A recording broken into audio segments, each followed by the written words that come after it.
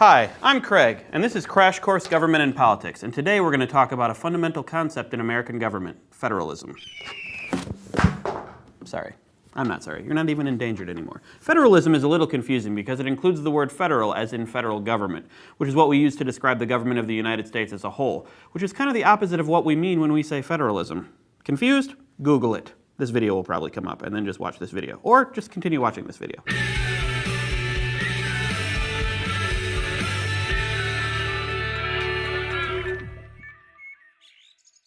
So what is federalism? Most simply, it's the idea that in the US, governmental power is divided between the government of the United States and the government of the individual states. The government of the US, the national government, is sometimes called the federal government, while the state governments are just called the state governments. This is because technically the US can be considered a federation of states, but this means different things to different people. For instance, federation of states means ham sandwich to me. I'll have one federation of states, please. Side of tater tots. Thank you.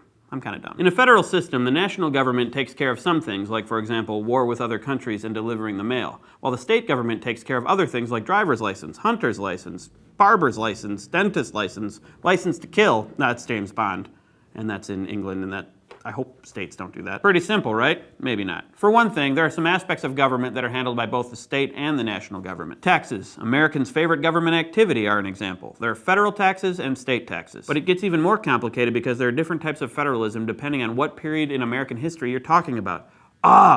Stan, why is history so confusing? Stan, you can tell me?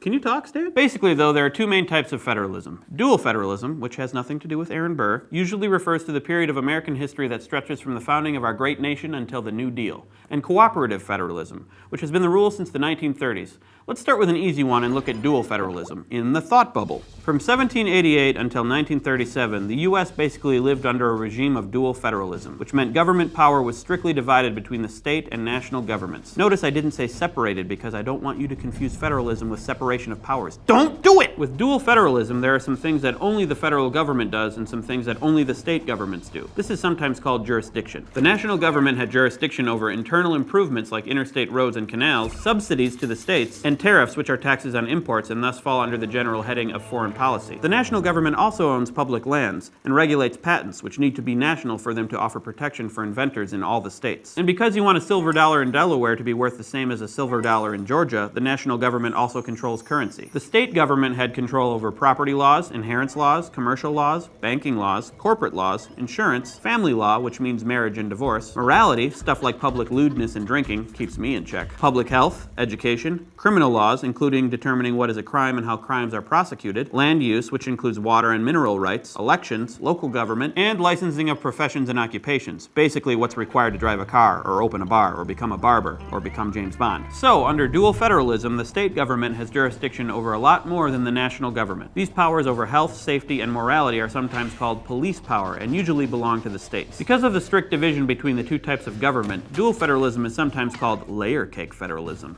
Delicious. And it's consistent with the tradition of limited government that many Americans hold very dear. Thanks, Thought Bubble. Now, some of you might be wondering, Craig, where does the national government get the power to do anything that has to do with states? Yeah, well, off the top of my head, the U.S. Constitution in Article 1, Section 8, Clause 3 gives Congress the power to regulate commerce with foreign nations and among the several states, and with the Indian tribes. This is what's known as Clause.